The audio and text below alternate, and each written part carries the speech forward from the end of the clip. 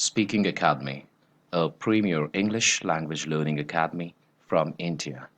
My name is Satya and I'll be your trainer for today's lesson. Hello everyone, today we are going to do the third lesson of tenses known as conditionals. So ये conditional sentences जो हैं ये tenses का बहुत important part होते हैं.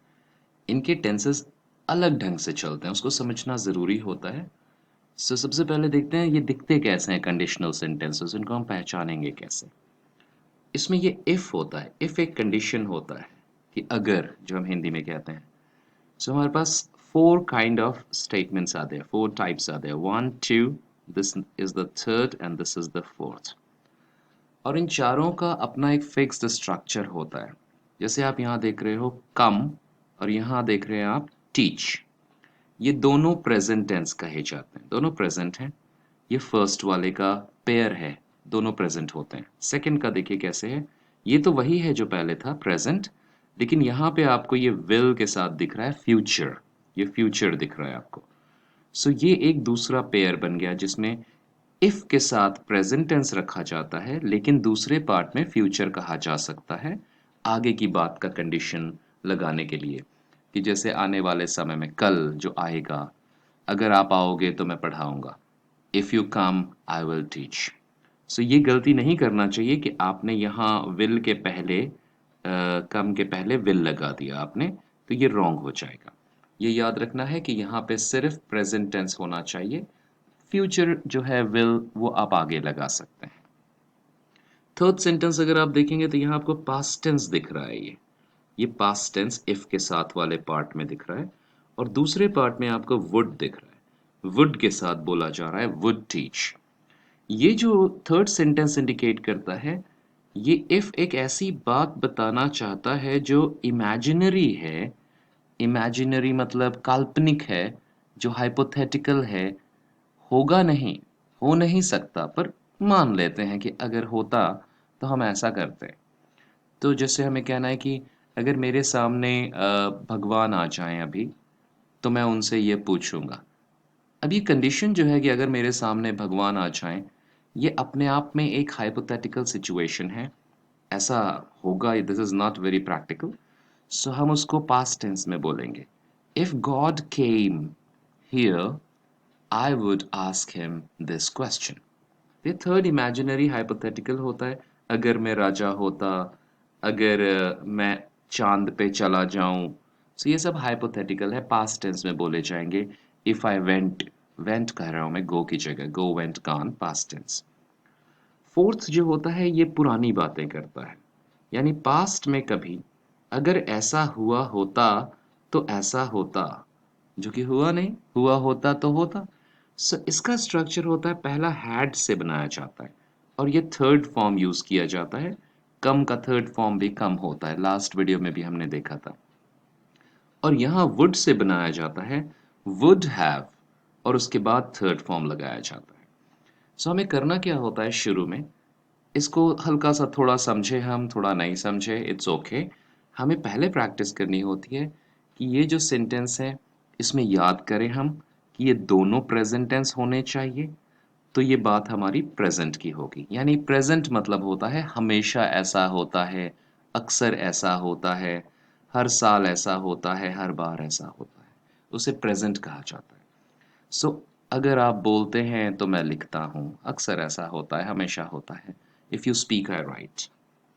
दूसरा sentence जो है ये फ्यूचर के बारे में बोलने के काम आता है. फॉर एग्जाम्पल फ्यूचर में अगर आप बोलेंगे तो मैं लिखूंगा, तो ध्यान रखिए ये प्रेजेंट टेंस में ही रखना होगा, आप इसको फ्यूचर टेंस नहीं कर सकते वरना गलत हो जाएगा.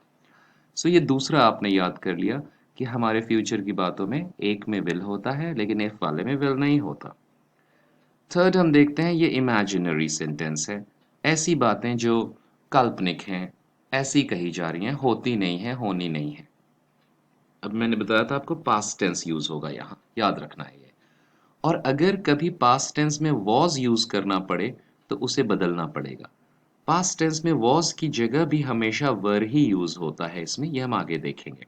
सो अभी याद रखते हैं कि पास्ट टेंस यूज होता है तो वुड यूज होगा. यानी आपको ये पेयर याद रखना है, पास्ट टेंस के साथ विल मत लगा दीजिएगा, पास्ट टेंस के साथ विल गलत हो जाता है, राइट। सो ये इमेजिनरी हो गया। और लास्ट है हमारा ये फोर्थ, ये बात होती है पुरानी। अगर तुमने कहा होता तो मैं तुम्हारे घर आया होता, इसमें हम यहाँ हैड यूज करते हैं और यहाँ हम वुड हैव थर्ड फॉर्म्स यानी वुड हैव रिटन। ये पेयर याद रखना है आपको कि हैड अगर होगा तो यहाँ होगा वुड हैव थर्ड फॉर्म। आप इसके साथ इफ यू हैड स्पोकन के साथ आप वुड मत लगा दीजिएगा, गलत हो जाएगा। विल मत लगा दीजिएगा, गलत हो जाएगा। तो और ये जो नीचे मैंने लिखा इज इक्वल टू करके, ये बस दो तरीके हैं बोलने के। इफ यू हैड स्पोकन को दूसरे ढंग से बोला जा सकता, हैड यू स्पोकन अगर तुमने बोला होता, दोनों एक ही है, दोनों में कोई डिफरेंस नहीं है, बोलने के दो तरीके हैं। सो पूरी जो बात है कंडीशनल्स की, पूरा का पूरा कंडीशनल ये चार सेंटेंसेस पे ही बेस्ड है। हमें इस ढंग से देखना होता है प्रेजेंट कैसे पहचाने। प्रेजेंट मतलब हमेशा की बात होती है जब दोनों प्रेजेंट टेंस है। फ्यूचर कैसे पहचाने, जब यहाँ फ्यूचर टेंस हो तो फ्यूचर पहचानेंगे, क्योंकि यहाँ तो कोई फ्यूचर टेंस नहीं है, इससे कोई पहचान नहीं होती फ्यूचर की, क्योंकि ये दोनों सेम है। इससे फर्क पड़ता है हमारा कि राइट लिखा है या विल राइट। इमेजिनरी काल्पनिक बातें कैसे पहचाने, ये पास्ट टेंस होता है, और जब पास्ट टेंस होता है तो उसके साथ वुड अकेले यूज होता है, वुड हैव थर्ड फॉर्म नहीं। और पुरानी बात की जा रही है, अगर ऐसा होता तो हम ऐसा करते, इसकी पहचान हैड से होती है। इसकी जगह कोई और नहीं यूज हो सकता, आप इसकी जगह हैव और हैज नहीं यूज कर सकते, वो कभी नहीं होता। यहाँ जब भी हैड स्पोकन है तो हमें पता है यहाँ वुड अकेले नहीं होगा, ये वुड हैव थर्ड फॉर्म के साथ आएगा। सो ये चार सेंटेंस अगर हम याद रखते हैं, सो याद कैसे रखेंगे, हम इसको फास्ट बोलने की कोशिश करेंगे। रोज एक बार 3-4 दिन आप बोलेंगे तो एक सेट आपका याद हो जाना चाहिए। वही एक सेट आपका रेफरेंस बन जाएगा सारे सेंटेंसेस को बनाने के लिए। तो मैं ऐसे प्रैक्टिस करता हूँ इसकी। If you speak I write it, if you speak I will write it, if you spoke I would write it, if you had spoken I would have written it. 2-3 बार इसको रिपीट कीजिए और इससे familiar होने की कोशिश कीजिए पहले, फिर आगे बढ़ते हैं। अब मान लीजिए हम वर्ब को चेंज करना चाहते हैं, हम स्पीक की जगह कुक यूज करके देखें कैसे होगा, ईट की जगह राइट यूज करें। ये कंडीशनल्स का कोई इसमें लेना देना नहीं है, ये तो वर्ब फॉर्म्स का चेंज है। तो हमें वर्ब फॉर्म्स अगर आते हैं तो हम जानते हैं स्पीक की जगह हमारा कुक यूज होना चाहिए, की जगह भी कुक यूज होना चाहिए। इस राइट की जगह हमारा ईट यूज कर देते हैं क्योंकि वो राइट साइड में है। इस राइट की जगह ईट यूज कर देते हैं, इस राइट की जगह भी हम ईट यूज कर देते हैं। यहाँ पास्ट टेंस है तो कुक का पास्ट टेंस होता है कुक्ड, और यहाँ थर्ड फॉर्म है तो कुक का थर्ड फॉर्म भी होता है कुक्ड। सो दोनों सेम होते हैं। राइट साइड में देखें हम रिटन की जगह तो थर्ड फॉर्म ईट एट ईटन होता है, ये हमारा चेंज हो गया। दूसरे वर्ब्स के साथ हमने कर दिया, if you cook I eat it, if you cook I will eat it, if you cooked I would eat it, if you had cooked I would have eaten it. यही जो आपने मैंने अभी बोला यहाँ लिखा हुआ है, इसको आपको बोल के देखना चाहिए, फास्ट करने की अब धीरे धीरे कोशिश कीजिए।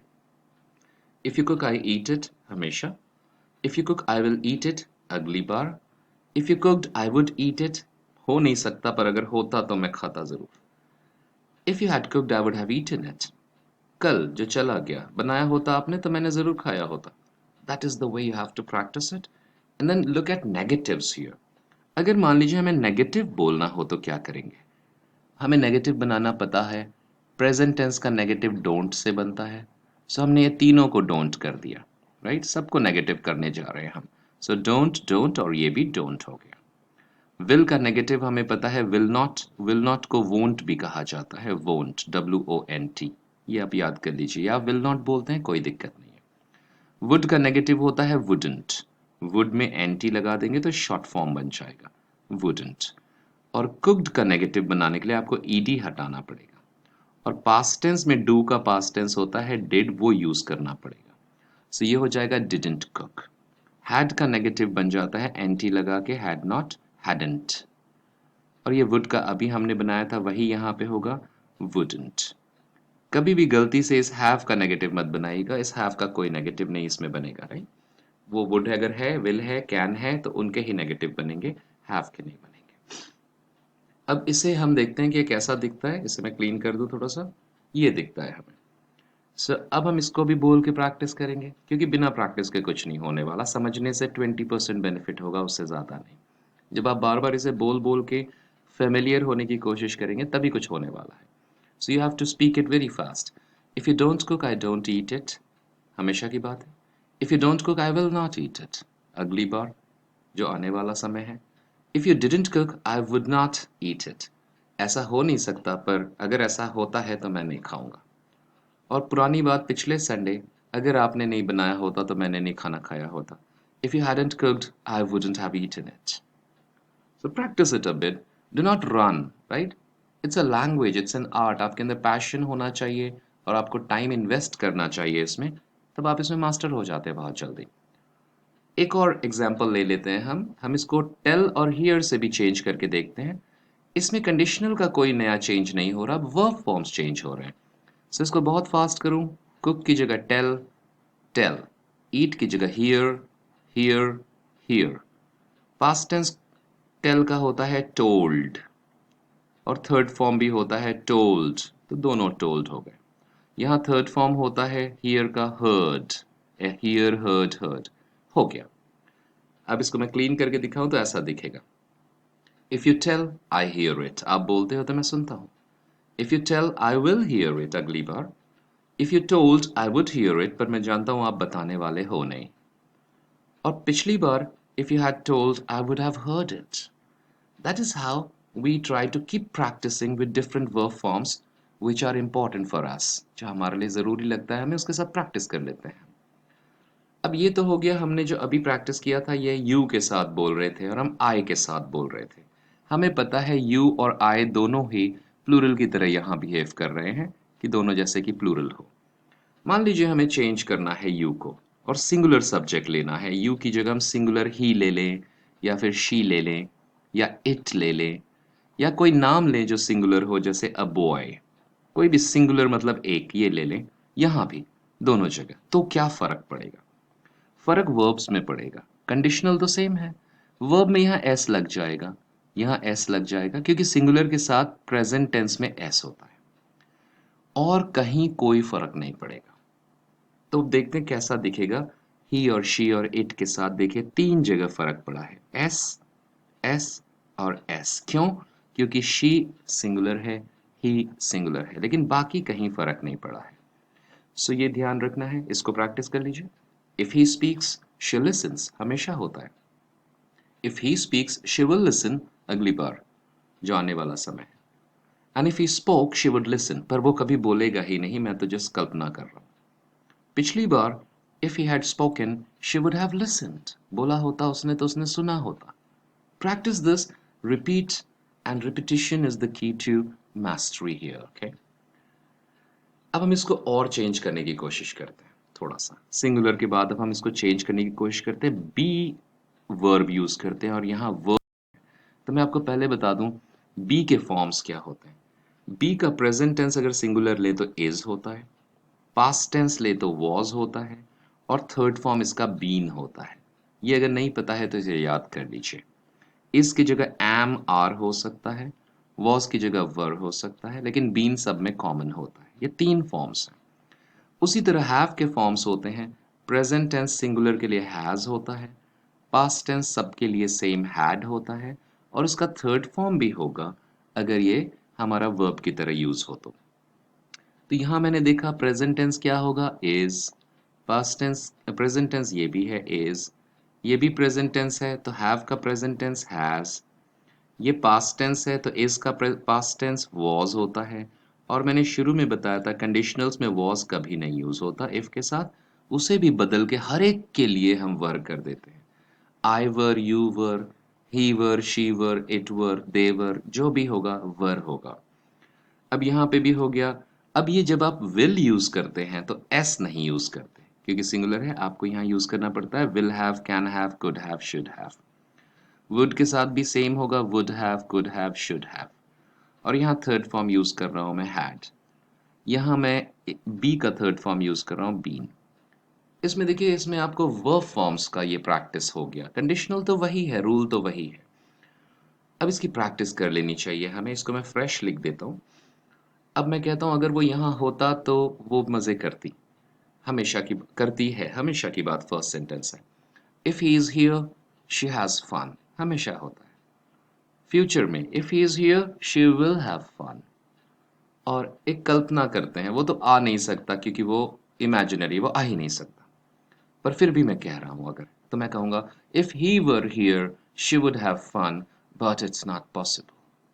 और पिछली बार अगर वो होता तो वो मज़े करती, ये बोलने का तरीका है if he had been here she would have had fun.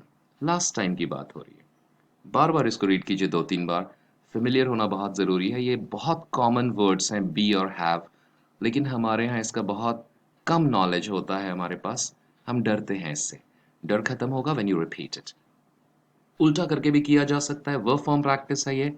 Has यहाँ लिख दिया मैंने, हैज़ यहाँ लिख दिया, यहाँ पे बी का मैंने इज़ लिख दिया, यहाँ पे मैंने बी लिख दिया, यहाँ पे मैंने बी लिख दिया। ये ध्यान दीजिए, प्रेजेंट टेंस में इज़ होता है लेकिन will, would, can, could, shall, should के साथ इज़ नहीं बोल सकता मैं। तो मुझे बोलना होगा will be, would be, can be, could be, should be, may be. उसी तरह लेफ्ट में हैज़, ये भी हैज़ हो गया, पास्ट टेंस हैड हो गया और थर्ड फॉर्म हैड हो गया। यहाँ थर्ड फॉर्म बी का बीन होता है। यह आपको फील करना है अच्छे से, इसे अच्छे से समझिए। कंडीशनल्स नहीं, यहाँ वर्ब फॉर्म्स का मास्टरी है आपका, जिसमें आपको प्रैक्टिस करनी चाहिए। अब इसको थोड़ा फ्रेश कर देता हूँ मैं। रीड करना होगा फास्ट, रिपीटिशंस करने होंगे। If she has money he is happy. If she has money he will be happy. If she had money, जो कि हो नहीं सकता, he would be happy. If she had had money, he would have been happy. देखिए यहाँ पे had दो बार आ रहा है, कोई दिक्कत नहीं है। ये थर्ड फॉर्म है, जो अभी मैंने आपको बताया था स्पोकन की जगह लिखा गया है, क्योंकि have का थर्ड फॉर्म had होता है। इसके फॉर्म्स मैंने आपको बताया सिंगुलर के, has, had, had। इस वजह से तो इससे डरना नहीं है। ये had तो सब में लगाया था, थर्ड फॉर्म लगाना था, तो हमने थर्ड फॉर्म had लगा दिया, इसलिए आपको दो had नजर आ रहे हैं, राइट? अब अगर इसका नेगेटिव बनाना हो, बहुत इंपॉर्टेंट है, नेगेटिव में गलती नहीं करना है। हैज का नेगेटिव आपको प्रैक्टिस करना होगा, डजंट हैव होता है। हैजंट मत बोल दीजिएगा इस केस में, यहाँ हैजंट नहीं हो सकते क्योंकि हैज अकेला है, थर्ड फॉर्म नहीं है कोई भी इसके साथ, राइट? यहाँ भी होगा डजंट हैव। ये पास्ट टेंस है, तो पास्ट टेंस में आपको पहले तो इसको प्रेजेंट में चेंज करना पड़ेगा, हैव, और उसके साथ डिड करना पड़ेगा, डिडंट हैव। इसकी प्रैक्टिस कीजिए, राइट? ये वुडंट हो गया, ये विल नॉट, वोंट हो गया, ये इजंट हो गया, ये सब तो अपने नेगेटिव्स हैं। ये वुडंट हो गया, ये हैड का हैडंट हो गया, नेगेटिव कर दिया तो ऐसा नजर आएगा। इसे फील कीजिए और रीड कीजिए fast. If she doesn't have money he isn't happy, हमेशा ऐसा होता है, उसके पास पैसे नहीं होते तो वो खुश नहीं होता। फ्यूचर में, आने वाले समय में, if she doesn't have money he won't be happy, will not. आगे इमेजिन करते हैं उसके पास पैसे हैं उस लड़की के पास, पर अगर मान लो नहीं होते तो, मान लो, कल्पना करना है, imagination. If she didn't have money he wouldn't be happy, वो खुश नहीं होता। और लास्ट है पिछली बार, लास्ट टाइम, पहले कभी पास्ट में, अगर उसके पास नहीं होते ना पैसे तो वो खुश नहीं होता। If she hadn't had money he wouldn't have been happy. Repeat practice, it's very crucial. Tenses जो अभी हम यहाँ देख रहे हैं कैसे चेंज हो रहा है, हर एक में सेम है। आप नोटिस करेंगे तो सब present tense, present tense, one में प्रेजेंट टेंस फ्यूचर, टू में पास्ट टेंस वुड, थ्री में हैड का टेंस है पास्ट परफेक्ट और इधर वुड का परफेक्ट है। सेम चीज हो रही है, बस वर्ब्स चेंज हो रहे हैं। एक और देख लेते हैं, डू से अगर हम दोनों को चेंज करें, सो डू का प्रेजेंट टेंस तो होता है डू, सिंगुलर में कहते हैं डज, पास्ट टेंस होता है डिड और थर्ड फॉर्म होता है डन। सब्स्टिट्यूट कीजिए यहाँ पे, डज, डज और यहाँ भी डज, ये सारे डज हो गए हमारे, क्योंकि प्रेजेंट टेंस सिंगुलर में डज होता है, ठीक है। दूसरा मैंने कहा पास्ट टेंस डिड होता है, यहाँ कर दीजिए डिड। यहाँ कर दीजिए फर्स्ट फॉर्म डू होता है, will do, can do, could do, should do. Third form done होता है, यहाँ भी थर्ड फॉर्म डन होता है क्योंकि मैं दोनों तरफ एक ही वर्ब यूज करना चाहता हूँ। अभी आपने जो देखा वो कैसा दिखेगा क्लीन करने से, ऐसा। अगर वो कुछ करती है तो वो भी करता है वैसे ही, हमेशा। सेकंड, अगर वो कुछ करेगी तो वो भी करेगा, फ्यूचर की बात हो रही है, लेकिन विल एक ही में लगता है, यहाँ विल लगाना गलत होता है। हिंदी में विल सुनाई दे रहा था, इंग्लिश में नहीं होता। इमेजिन कर रहे हैं कि अगर वो करती कुछ तो वो करता, पर ऐसा हो नहीं सकता, वो करेगी ही नहीं, कर ही नहीं सकती। इमेजिनेशन है ये। पिछली बार अगर उसने ऐसा किया होता तो उसने भी ऐसा किया होता, या मैंने भी ऐसा किया होता। इसको रीड करके देखिए फास्ट।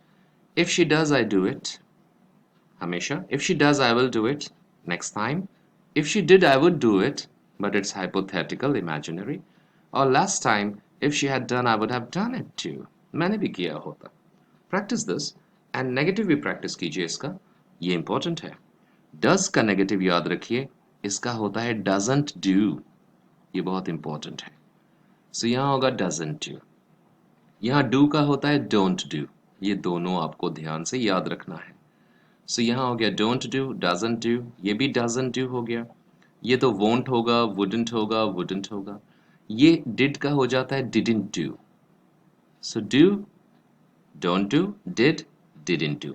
ध्यान रखिए सब में डू लग रहा है, doesn't do, don't do, didn't do, यानी डू, डज और डिड के बाद हमेशा फर्स्ट फॉर्म यूज होता है, राइट? और ये हैडंट जो मैंने बताया ऐसा दिखेगा क्लीन करने पे। रीड कीजिए fast. If he doesn't do, we don't do. If he doesn't do, we will not do. If he didn't do, we would not do. If he hadn't done, we wouldn't have done it too. Right? Practice is very crucial. Please do that. अब यहाँ पे अगर हम देखते हैं कि कोई कुछ बोल रहा है और हमें गलती निकालना है तो हम गलती निकाल सकते हैं। यहाँ पे हमेशा की बात हो रही है तो ये गड़बड़ हो गया। ये स्लेप्ट नहीं, प्रेजेंट टेंस होना चाहिए था, स्लीप, ये ठीक है। ये फ्यूचर की बात हो रही है तो दो बार विल नहीं लग सकता, एक ही बार विल लगेगा। करेक्ट कर दिया मैंने। ये इमेजिनरी बात हो रही है, केम तो बहुत अच्छा है पर केम के साथ विल नहीं यूज करते हम, केम के साथ हम पास्ट टेंस के साथ वुड करते हैं। और थर्ड में कभी भी यहाँ हैज और हैव नहीं होता है, यहाँ हमेशा हैड होता है। और दूसरी तरफ वुडंट हैव ईटन या वुड हैव ईटन, ये सही है। सो जब आप इसको एग्जाम में करें या कहीं करेक्शन करें या खुद अपने आप को कभी चेक करने का मन करे आपको कि मैं जो बोलने जा रहा हूँ वो सही है या गलत, तो आप खुद चेक कर सकते हैं। If conditionals, conditional sentences practice कीजिए जितनी चीज़ें पिछली बार हुई हैं। और ये भी याद रखिए दोनों तरह से बोला जा सकता है। आप इफ को शुरू में बोलें इफ यू स्पीक, या बाद में बोलें इफ यू स्पीक, बात एक ही होगी, कोई चेंज नहीं होगा। If you speak, I write it, ये भी सही है और उल्टा भी सही है, I write it if you speak. So यहाँ पे जो जब हम इस तरह से इफ यू स्पीक करते हैं तो इसमें ये जो कॉमा लिखा हुआ है ये हटाना पड़ेगा आपको, ये कॉमा नहीं होगा, राइट? इसलिए मैंने लिखा था ताकि मैं ये आपको याद दिला सकूं कि जब आप इस ढंग से बीच में इफ लिखते हैं, सेंटेंस के बीच में आता है, तो आपको कॉमा नहीं देना पड़ेगा, स्मॉल लेटर में आई लिखना पड़ेगा क्योंकि ये सेंटेंस के बीच में है।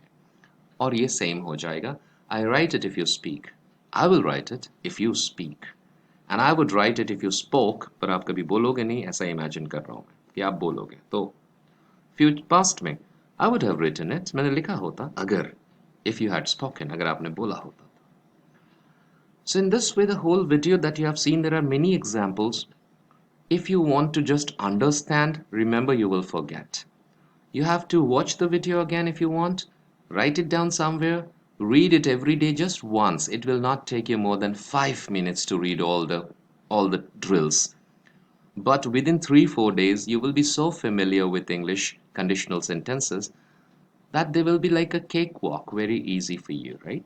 Otherwise, सिर्फ समझने से बिना प्रैक्टिस के it's always a rocket science for many students and people. Common statements आपकी लाइफ में बनाएंगे आप, जैसे अगर आपने मुझे मिस कॉल दिया होता तो मैं कॉल बैक करता, हमेशा करता हूँ, सॉरी, फर्स्ट इज हमेशा करता हूँ, राइट? क्योंकि यहाँ मुझे दिखाई दिया call back. So if you give me a missed call, I always call back. Future में अगर आप लेट हो गए आज रात में तो मैं आपको पिक कर लूंगा, पहले में प्रेजेंट टेंस यूज किया गया है। If you are late tonight, I will pick you, right? अब इमेजिन करते हैं अगर मैं आप होता, यानी आपकी जगह होता, जो पॉसिबल नहीं है, आप हैं, मैं हूं, ये नहीं हो सकता कि आपकी जगह मैं घुस गया। तो ऐसा पास्ट टेंस में वॉज नहीं यूज होता तो मैंने वर यूज किया। If I were you, I would use किया, वही कर रहा हूं मैं पेयर्स में। पास्ट की बात करते हैं, अगर उसने इनवाइट किया होता तो मैं गया होता. If she had invited me, I would have gone. So these will be the sentences which will later on come. If you practice it for just 2, 3, 4 days, you will start making these kind of good sentences, and they sound very beautiful when you put the conditionals when they are needed. Practice is very crucial, remember. So that was about conditional sentences. And the next lesson that I'll be posting would be about simultaneous and consecutive activities of the past. यानी जब एक ही समय में दो दो चीज़ें होती हैं तो कैसे बोला जाता है, उसे कहते हैं हम simultaneous. और जब दो चीज़ें पास्ट में बतानी है जो एक के बाद एक हुई थी, एक पहले हो गया था एक बाद में हुआ, लेकिन दोनों किसी तरह से कनेक्ट करके बता रहा हूँ मैं, तो हम consecutive sentences बोलते हैं. इसका बहुत सिंपल लॉजिक है, अगला लेसन जो है वो 5 मिनट से ज़्यादा नहीं होगा. And when I post it please watch it. और अगर कुछ भी आपके कोई कमेंट्स हैं, just write it down. If you want to learn something more और there is a confusion in the video, you can write it down. I will explain that to you. And if you haven't subscribed, you can subscribe, hit the bell so that when I post the video you get a message, and comment if you like it. And thank you very much for learning. Bye bye.